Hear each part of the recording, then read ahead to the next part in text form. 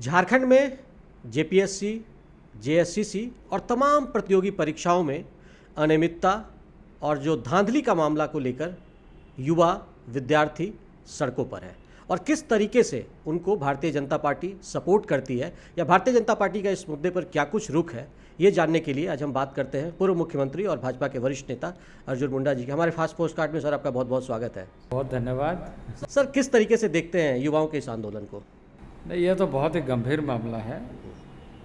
युवा किसी देश की ताकत होते हैं और उस ताकत को ही अगर आप तोड़ने का प्रयत्न करें, इससे दुखद ज़्यादा कुछ नहीं हो सकता है, इससे दुर्भाग्य कुछ और नहीं हो सकता है। वही हालत आज झारखंड की है कि जो युवा इस राज्य के विनिर्माण में महत्वपूर्ण भूमिका निभाएंगे, क्योंकि जेएससीसी या जेपीएससी एक प्रशासनिक दक्षता के साथ कार्य करने वाली टीम होती है। तो वो टीम यदि इस तरीके से आएगा तो वो राज्य को खोखला भी करेगा और राज्य का नुकसान की भरपाई नहीं हो सकती है। तो एक तरफ जो मेधा छात्र है, जो मेरिटोरियस स्टूडेंट्स है, उसको गहरा सदमा, धक्का, और वो जो परिश्रम कर रहा है उसका जहाँ सम्मान होना चाहिए उसे हम हतोत्साहित कर रहे हैं और ऐसे कार्यों के माध्यम से उन्हें मनोबल तोड़ने का काम कर रहे हैं। उनका युवाओं का मनोबल तोड़ने की कोशिश हो रही है, आप उनका मनोबल बढ़ाने के लिए क्या करें? अभी तो यह बात सतह पर आई और यह बात प्रूवन है कि जो इस समय की जांच एजेंसी ने भी उसको स्वीकार किया है कि इसमें बड़ा घालमेल और बहुत कायदे से ऑर्गेनाइज क्राइम, योजनाबद्ध तरीके से ये इसको अंजाम दिया जा रहा था। और जिस तरीके से बातें उभर करके सामने आई कि आप एग्ज़ाम में कुछ लिखे या मत लिखे, यदि आपकी इस तरह के ऑर्गेनाइज क्राइम में संलिप्तता है तो आपको अच्छा परिणाम मिलेगा। तो ये तो किसी भी ऐसे एजेंसी के लिए दुर्भाग्यपूर्ण है कि ये इस तरह का काम। जब नियुक्ति में ही भ्रष्टाचार का दीमक है तो झारखंड को तो ये दीमक खा जाएगा, पूरी तरीके से समाप्त कर देगा। और यह मुझे लगता है कि इसके जांच के पिछले ऐसे चीज़ों में भी लोगों को जाना चाहिए और एक नीचे से सफाई का काम शुरू होना चाहिए। तो क्या राज्य सरकार से आपकी क्या उम्मीद है, किस तरह से उनको पहल करनी चाहिए? राज्य सरकार को निष्पक्षता से जांच करते हुए ये सुनिश्चित करना चाहिए कि आने वाले दिनों में ऐसी कोई कार्य न हो, इसके लिए पूरी तरीके से फुल प्रूफ सिस्टम, और दूसरा जो हो गया है उसमें ऐसे जितनी भी संलिप्तता है वो पूरी तरीके से सार्वजनिक हो। तीसरा कि जो दोषी है वो स्वीकार करे कि यह जो गड़बड़ियाँ हुई है इसमें दोषी को दंड मिले और जो भागीदार है वो जिम्मेदारी ले कि हाँ, ये हमारे समय में यह जो हुआ है इसकी हम जिम्मेदारी लेते हैं और इस तरह के चीज़ों को न होने के लिए पुख्ता उपाय करते हैं। नीट मामले में देखा आपने दिल्ली में किस तरीके से आंदोलन हुआ।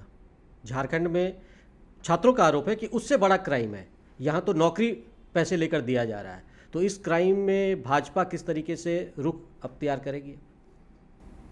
पूरा मोरल सपोर्ट है, छात्रों के साथ हम हैं, पर छात्रों के साथ हम राजनीतिक दृष्टि से लाभ लेने के लिए नहीं, बल्कि यहाँ के सिस्टम को भी और यहाँ के छात्र छात्राओं को भी न्याय मिले, इसके पक्षधर हम हैं। सिस्टम अच्छे ढंग से काम कैसे करे, लेकिन युवाओं का एक और भी है कि ठीक है, सरकार ने जांच बैठा दिया, सीआईडी से जांच भी हो रही है, लेकिन सीआईडी पे उनको भरोसा नहीं। आखिर ऐसा क्यों झारखंड में स्थिति पैदा हुई कि छात्रों को जांच एजेंसी पे भरोसा नहीं है? सीआईडी से क्यों जांच में लोगों को शिकायत है या क्यों विश्वास नहीं? क्योंकि ये जो इसके लिए जिम्मेदार है वही जांच करा रहे हैं। इसलिए लोगों को विश्वास नहीं है। तो उससे हट के राज्य सरकार को जांच कराना चाहिए, यदि वो ईमानदार है तो। यदि वो ईमानदारी से चाहते हैं कि ऐसे मामले पर दोषी को सज़ा मिले, उस पर कार्रवाई हो, तो निष्पक्षता के साथ जांच कराने में उसको किसी भी तरह का हिचकिचाहट नहीं होना चाहिए। और यदि वो हिचकिचाहट कर रहे हैं तो इसका अंदाज़ा आप लगा सकते हैं कि इसका क्या निष्कर्ष निकलता है। नहीं तो राज्य सरकार या जो कह सकते हैं झारखंड मुक्ति मोर्चा के जो नुमाइंदे हैं वो तो कहते हैं कि हमको सीबीआई पे भरोसा नहीं है, इसलिए हमने एजेंसी से जांच कराते हैं। देखिए, जिस तरीके से वो कह रहे हैं टालने के लिए, आप इस मामले में न्यायपालिका को दे दीजिए, न्यायपालिका के अध्यक्षता में आप करवा दीजिए, या ऐसे कोई एजेंसी जो निष्पक्षता के साथ जांच करे, जो राज्य एजेंसी से बाहर हो। विधानसभा का सत्र भी शुरू होने वाला है, आप लोग का क्या रुख रहेगा इस मामले पर? विधानसभा में जो लोकतांत्रिक व्यवस्था है उसके आधार पर जोरदार तरीके से मैं समझता हूं कि हमारे दल की ओर से लोग अपनी बात को रख करके सरकार को बाध्य करेंगे कि छात्रों के मामले में किसी तरह की कोताही न बरती जाए।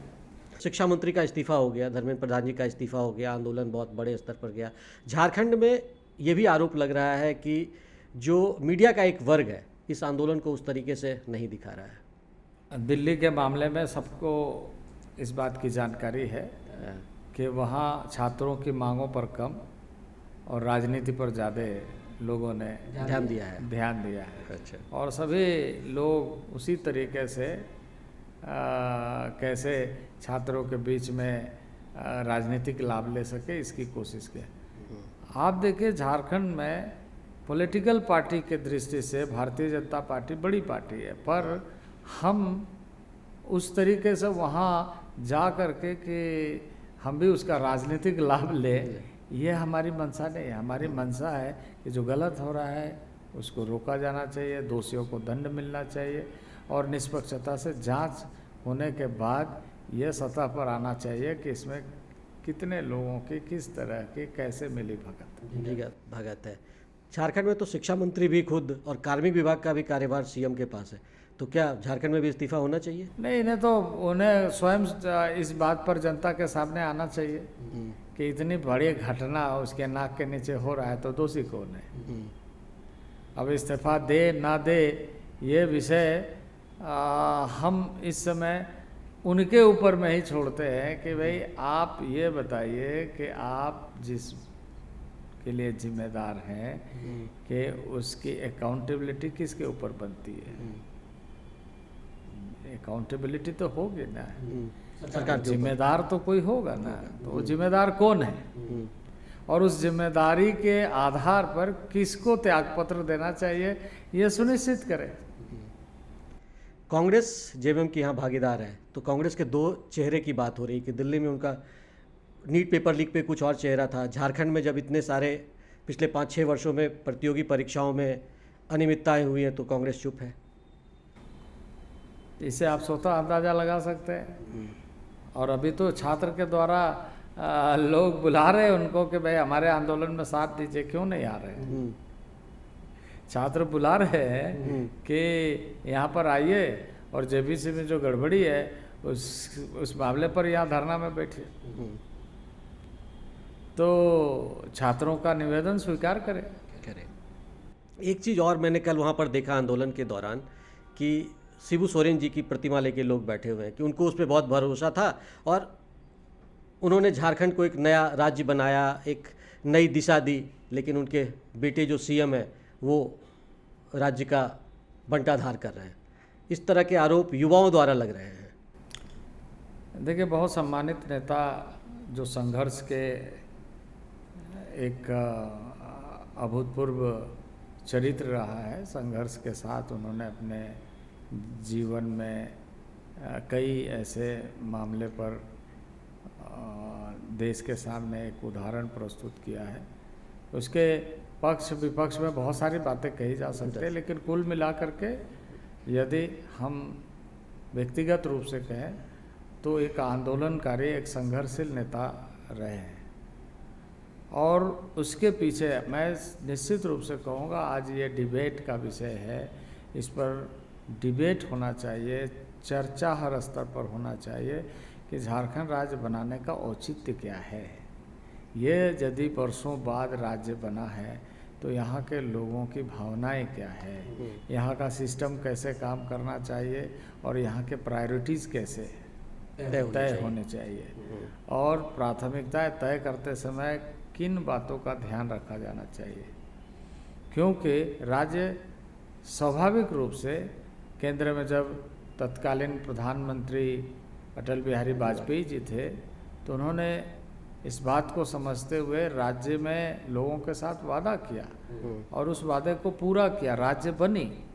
अब राज्य बनने के बाद स्वाभाविक रूप से हम सब की जिम्मेदारी ये बनती है कि यहाँ के वैसे मूलभूत बातों को ध्यान में रखते हुए हम कैसे आगे काम करें।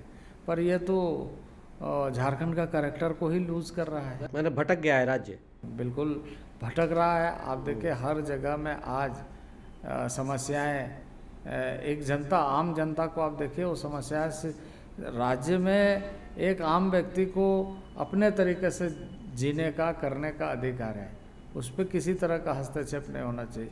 पर आज हर व्यक्ति किसी न किसी रूप में इन महकमों से परेशान है, पीड़ित है। इसीलिए रिफॉर्म आंदोलन में मैं लगातार ये वर्ड सुन रहा हूँ, रिफॉर्म की बात की, हर चीज़ में रिफॉर्म हो। कई मामले में